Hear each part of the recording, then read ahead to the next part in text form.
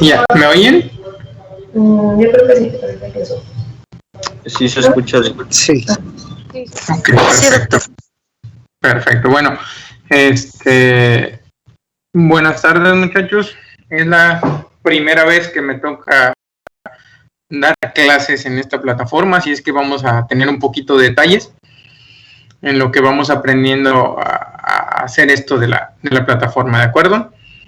Está conmigo su jefa de grupo. Ella se va a llevar el libro que vamos a estar utilizando como base para las sesiones académicas.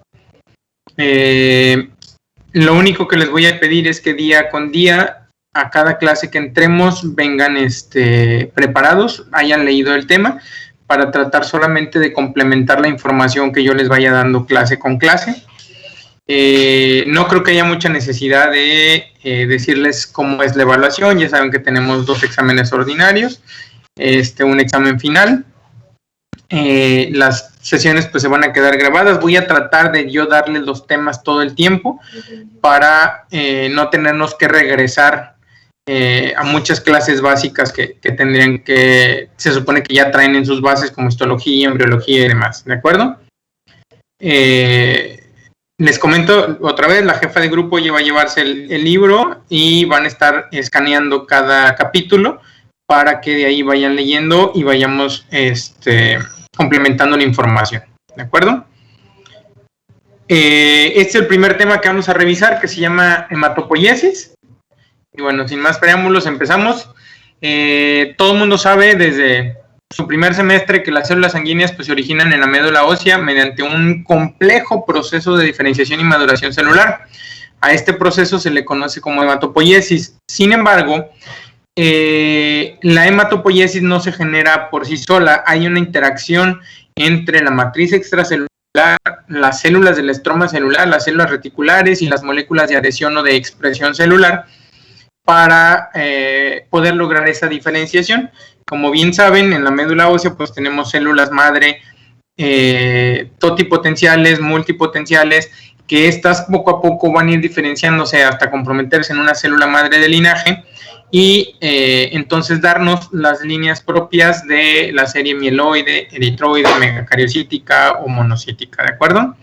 Entonces, es importante que sepamos que intervienen las moléculas de adhesión, las células del estroma celular y parte de la matriz extracelular o el denominado microambiente. Nada más para recordar un poquito de la embriología de la médula ósea. En el primer mes de vida, pues el primer órgano hematopoyético fundamental es el saco vitelino a través de las células hemangioblásticas, que son las que van a dar origen a los vasos sanguíneos y van a dar parte a las células rojas precursoras, ¿de acuerdo? Eso es durante el primer mes. En la etapa del segundo hasta el séptimo mes, más o menos, es la hematopoiesis hepatoesplénica, en donde toman el mando el hígado y el vaso, que esto es muy importante de recordar porque en base a esta historia embriológica, las células hematopoyéticas se quedan con esa memoria en su interior, y en algunas patologías las células hematopoyéticas llegan a regresar a esos sitios embriológicos a generar la hematopoiesis. Ya lo veremos, como es en el caso de la metaplasia mieloide acnogénica, ¿de acuerdo? Por eso es importante que recordemos este pequeño detalle. Y por último, ya a partir del 8º al 9º mes, pues ya vemos cómo la médula ósea va tomando el mando de la hematopoiesis, dejando de lado la hematopoiesis esplénica o hepática. Y inicialmente la hematopoiesis está generada en diferentes órganos, en diferentes huesos del cuerpo, puede ser tibia, fémur, costillas, y ya en la edad más adulta, a partir de los 30 en adelante, 40 años, se queda nada más en lo que llamamos el esqueleto axial, que vendría a ser prácticamente los cuerpos vertebrales, parte del esternón y escasamente las costillas.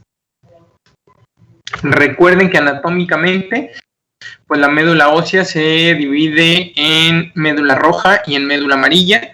Esta médula amarilla no nada más es grasa, son células hematopoyéticas silentes o que están en reposo, que estas bajo un estímulo hematopoyético adecuado van a volver a retomar la hematopoiesis, ¿sí?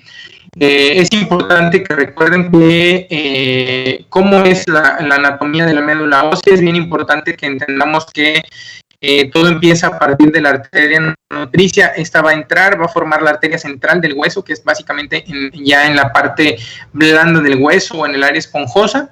Esta se va a unir y va a formar algunos capilares o senos venosos, y entre esos senos venosos vamos a tener precisamente los espacios hematopoyéticos, de acuerdo, que van a estar separados por las células adventicias y las células endoteliales, que van a estar ahí obviamente fenestradas para permitir la salida de las células hematopoyéticas hacia los pequeños capilares, que los capilares se van a unir en las venas radiales y van a terminar drenando en el seno central o en el seno venoso central, y van a salir del hueso, ¿de acuerdo? Dentro de la histología de la médula ósea, vuelvo a repetirlo, va a estar compuesta por el compartimento vascular, que es lo que acabamos de platicar, el compartimento hematopoyético, que es básicamente los senos hematopoyéticos, donde vamos a encontrar a las células hematopoyéticas, a las células en desarrollo, vamos a encontrar a los macrófagos centrales, particularmente de las islas hematopoyéticas, y las células reticulares, que básicamente forman el microambiente. Y las paredes de los senos venosos, como les mencionaba hace un ratito, las células endoteliales y las células de la adventicia. Para entenderlo más fácilmente, no sale el libro, aquí está. Esto que estamos viendo aquí como amarillo, pues es básicamente lo que se le comentaba como grasa o médula ósea amarilla. Esto es las células hematopoyéticas en desarrollo, y estos serían los espacios vasculares, que esto que viene aquí señalado serían las células endoteliales, y por aquí estas que se ven en negro como pequeñas líneas son las células reticulares o de sostén, ¿de acuerdo? Estas células todas tienen una ubicación, todas las células hematopoyéticas, aunque esto parezca ahí nomás una melcocha fea, no lo es, todo tiene una ubicación anatómicamente desarrollada. Y bueno, se los repito, se presentan como cordones extravasculares compuestos de células en desarrollo en todas las líneas, y esto está separado básicamente en la luz de los sinusoides por el endotelio y las células adventicias, que es precisamente esto que les mencionaba. Esta pequeña membranita que está aquí es la que se encarga de delimitar esos espacios. Todo esto de acá sería el compartimento hematopoyético en replicación. Este dibujo está medio fellito, ahorita lo vamos a ver en un esquema más simple. Y bueno, vamos a entender que están acomodadas estas células que tienen diferente disposición. Esto que estamos viendo aquí es el compartimento vascular. Estas son las células endoteliales. Estas son las células reticulares, que son las que dan el sostén a la médula ósea, y que expresan moléculas de adhesión, expresan algunos factores estimulantes, como el factor de colonia de granulocitos o de granulocitos monocitos, entre otros factores, para la maduración de los glóbulos rojos. Este grandote que estamos viendo acá de este lado es el megacariocito, que es el precursor de las plaquetas, que va a generar prolongaciones por esos espacios indentados o esos espacios fenestrados del endotelio vascular, para liberar las plaquetas. Hay diferentes teorías en la liberación de las plaquetas. Se dice que se liberan en forma de proplaquetas, es decir, en una imagen como en forma de chorizo. Sale una cadenita así en forma de choricito, y cada uno de los fragmentos es una plaqueta. A eso se le conocen como proplaquetas, y son los que están pegaditos siempre a la luz vascular para poder migrar fácilmente. Las células hematopoyéticas propiamente, las células mieloides, están en la parte más distal, como lo ven aquí. Esta es la célula más inmadura, ahí incluso lo mencionan como stem cell o célula madre. Tengo una paciente que se espera. Dale la orden. No, pero venía a consulta. Ay, no, ya, que la reprograme, porfa. Es que había venido el viernes y la habíamos citado para ir a las 2:30. No, bueno, que entonces, le enseñemos, le mando una que me espere, estoy en clase ahorita, que me espere. Perdón, muchachos. Entonces está la célula madre hematopoyética, que es la célula más alejada del seno venoso, obviamente porque no queremos que estas anden circulando libremente por la circulación. Estas células van a irse diferenciando en la célula mieloide. Poco a poco, en este caso, nos están señalando la diferenciación mieloide hasta la forma madura, que es el neutrófilo. Estos, conforme van madurando, se van acercando a la luz de los senos venosos para poder salir a través de moléculas de adhesión como el ICAM, el BECAM, que son moléculas de adhesión que le permiten o le facilitan el rodamiento a través de la superficie medular y poder migrar hacia la circulación venosa. Los glóbulos rojos habitualmente siempre están alrededor de un macrófago, esto con la intención de ir madurando. De un lado vamos a tener siempre las células más inmaduras, hacia el otro lado vamos a tener los más maduros, que igualmente van a tratar de acercarse a la circulación sanguínea para poder ser liberados. ¿Por qué alrededor de un macrófago? Porque recuerden que los glóbulos rojos son no nucleados y alguien tiene que fagocitar esos núcleos. Esos núcleos tienen gran cantidad de ácidos nucleicos, tienen hierro y pues tienen que ser fagocitados para mantener limpio el ambiente medular, ¿verdad?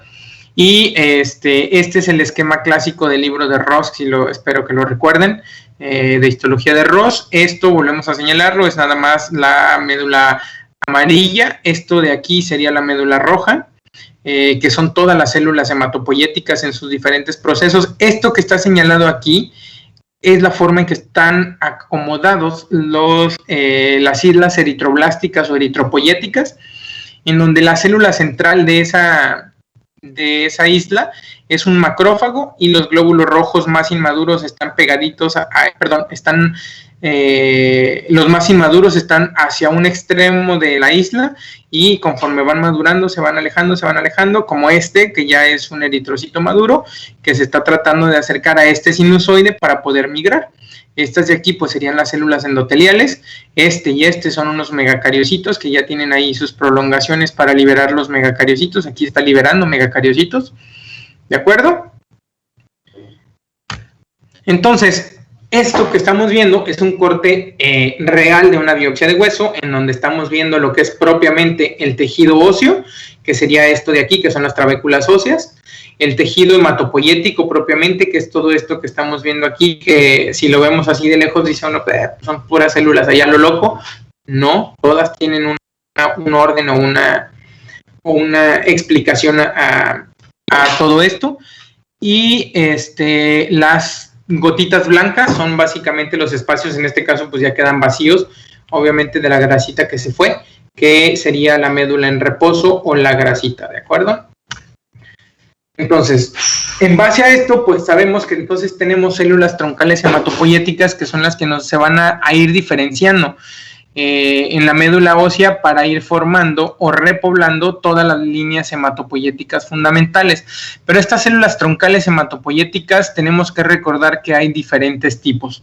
En este caso, hay que recordar unas características básicas de estas células troncales hematopoyéticas, y uno de ellos es su multipotencialidad, es decir, tienen la capacidad de diferenciarse en cualquier órgano de acuerdo precisamente a los microambientes. Por eso hace rato hacía yo referencia mucho al microambiente celular, porque de acuerdo a las células del microambiente y los factores que liberen es hacia dónde se van a ir diferenciando estas células hematopoyéticas. El siguiente punto importante pues es precisamente que tengan la capacidad de autorrenovación, es decir, que se van a dividir en dos células hijas idénticas, o bien tienen la capacidad de proliferar y irse comprometiendo a un linaje para ir formando una línea celular específica en el desarrollo de la hematopoiesis, ¿de acuerdo? Entonces vamos a tener un tipo de división que le llamamos simétrica y una que le llamamos asimétrica.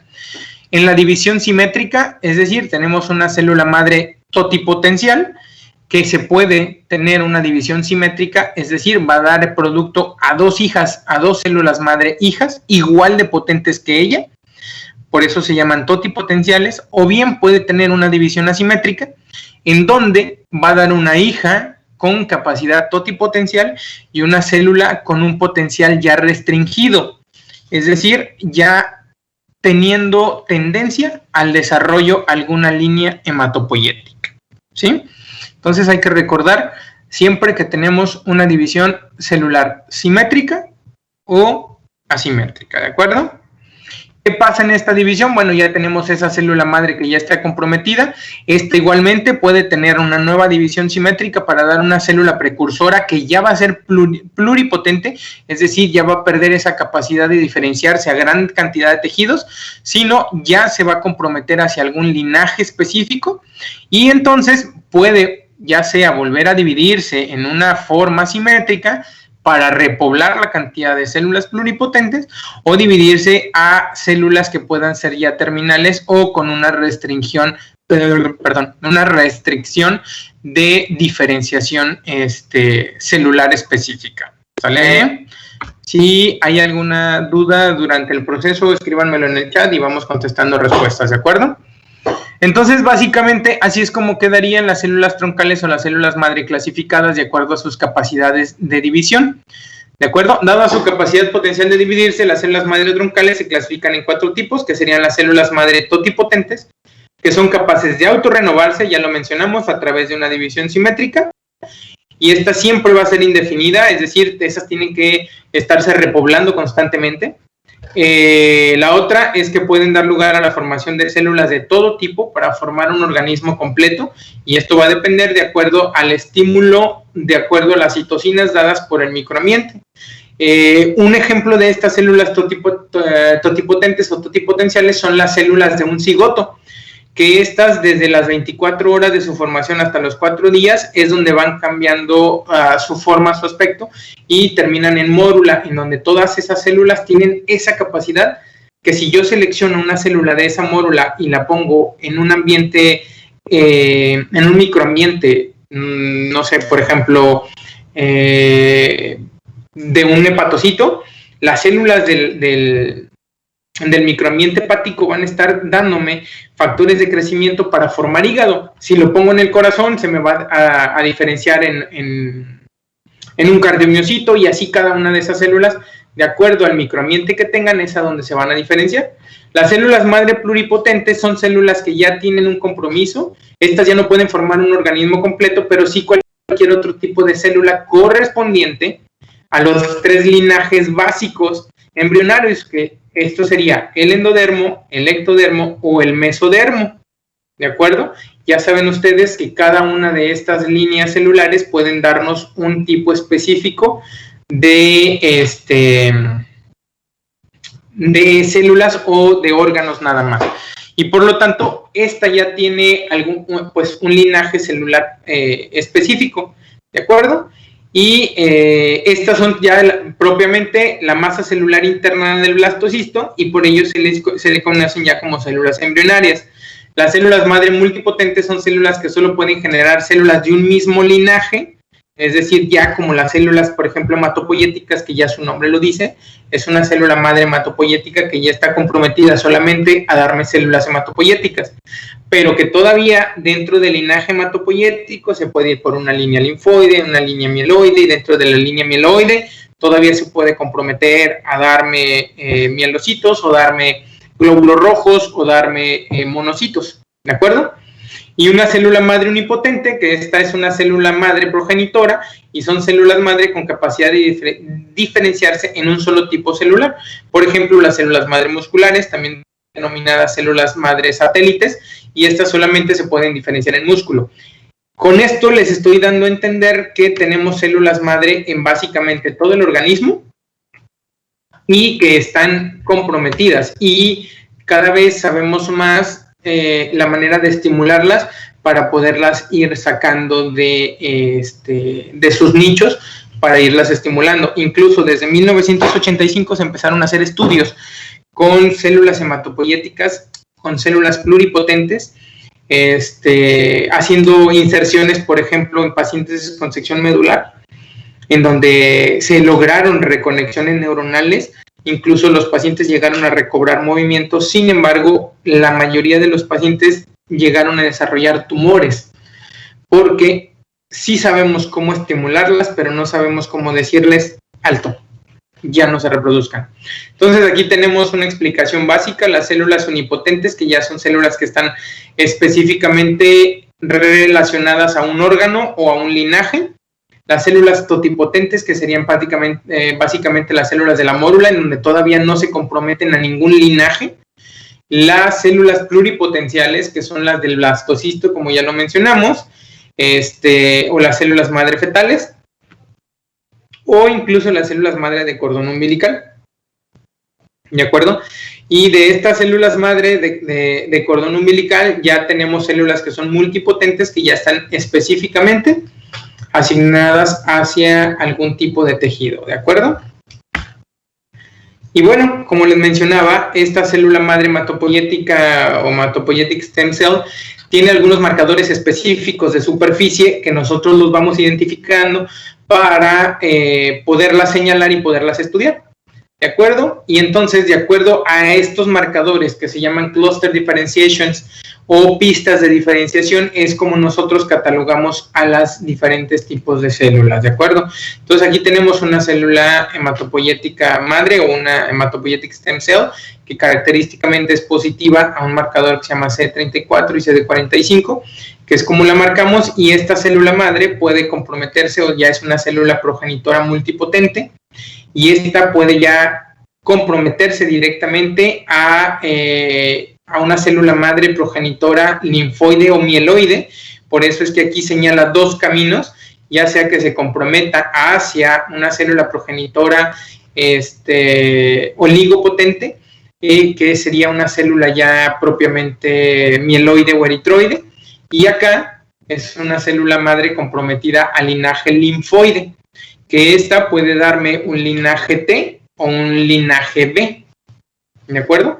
Aquí ya es otra célula madre que tiene un compromiso, pero ya es oligopotente, es decir, ya se comprometió a un linaje de tipo B, y esta solamente tiene dos caminos: o me da precursores T o me da precursores de linfos B, ¿de acuerdo? Incluso, de acuerdo a los estímulos, pudiera incluso comprometerse a células gliales o macrófagos específicos, ¿de acuerdo? Y es como vamos generando o diferenciando a las células hematopoyéticas durante su proceso de diferenciación, y básicamente simplemente su potencialidad es la que se va restringiendo. De ser una madre hematopoyética madre se convierte en una multipotente, después en una oligopotente, luego en una célula ya restringida a un linaje, es decir, a una célula precursora megacariocítica, a una precursora eritroide, a una precursora mieloide, a una precursora de linfos B, de NK o B o T, ¿de acuerdo? Y ya propiamente células que se diferencian en la célula funcional o la célula madura, que estas ya pierden toda capacidad de diferenciación o de división simétrica, ¿sí? Aquí todavía podemos tener diferenciación asimétrica, es decir, que me dé dos células hijas iguales a ella, o bien una célula madre hija y una célula ya comprometida para diferenciarse. ¿Qué importancia tiene el microambiente medular? Pues bueno, que va a secretarme sustancias que sean fundamentales para el desarrollo de estas células. Incluso el microambiente medular en los últimos 10 años ha tomado tanta relevancia en enfermedades hematológicas como el síndrome mielodisplásico, en el cual se dice que el microambiente medular es el que está causando el daño en las células hematopoyéticas y no permite que haya diferenciación celular adecuada. Estas células endoteliales nos van a secretar citocinas y moléculas de adhesión para que esas células madres se puedan expresar o puedan expresar genes responsables de la retención de estas células madre en algún estadio de maduración, o bien que se puedan diferenciar. Las células reticulares se han descubierto recientemente unos marcadores como el CXL12, el CXR4, el CXR8, que incluso han tomado relevancia en el tratamiento de algunas enfermedades como como las células, como los linfos B o T, y que incluso intervienen o inhiben la replicación del virus del VIH. Incluso ya existen fármacos dirigidos contra estos receptores para evitar este tipo de situaciones, ¿de acuerdo?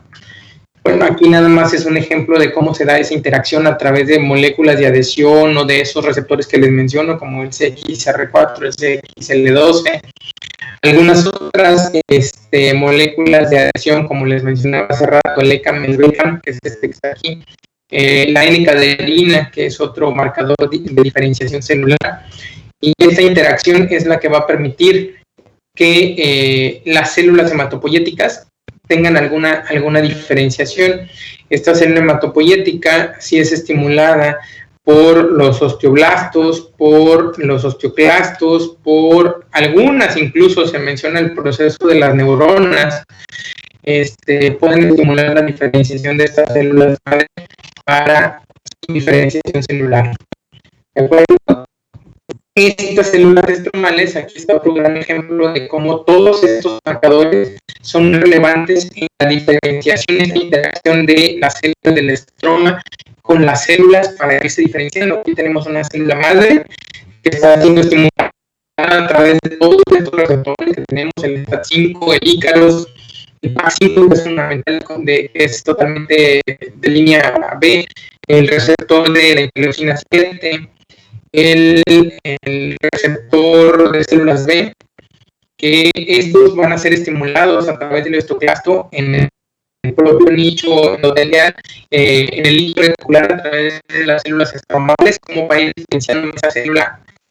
En este caso estamos hablando del stem cell, esta es una célula madre progenitora, un pluripotente que está comprometido en un linaje, ya es una célula aquí comprometida del linaje linfoide, y cómo se convierte en una célula pro-B, en una célula pre-pro-B, luego en pro-B, luego en pre-B, y luego en una B madura, en donde se fijan, va poco asociándose con algunas moléculas de expresión, y un receptor importantísimo que es el de las inmunoglobulinas, que son los que estamos viendo aquí.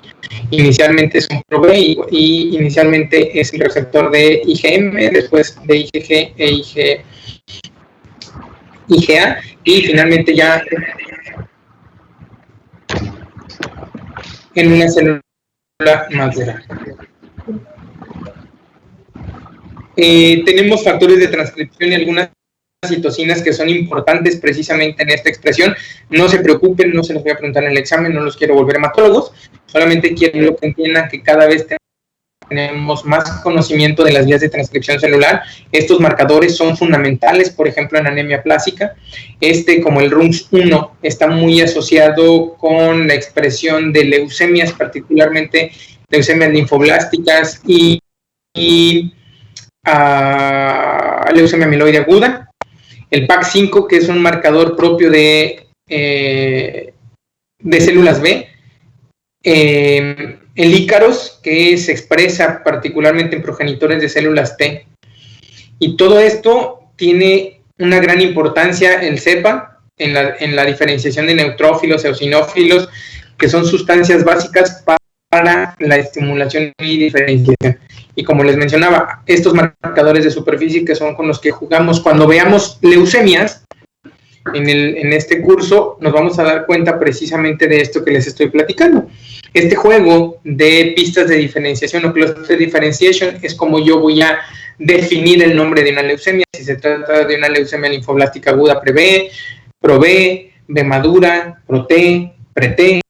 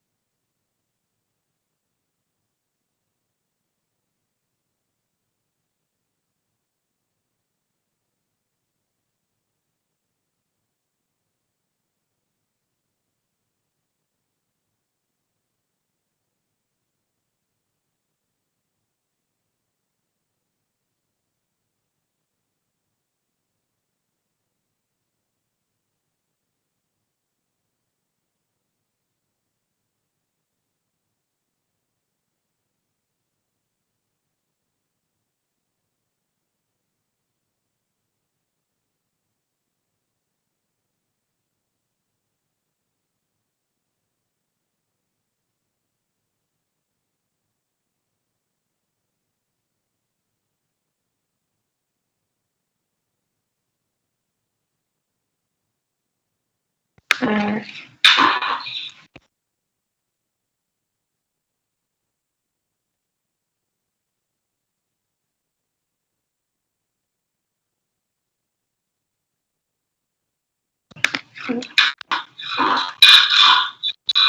se escucha feo.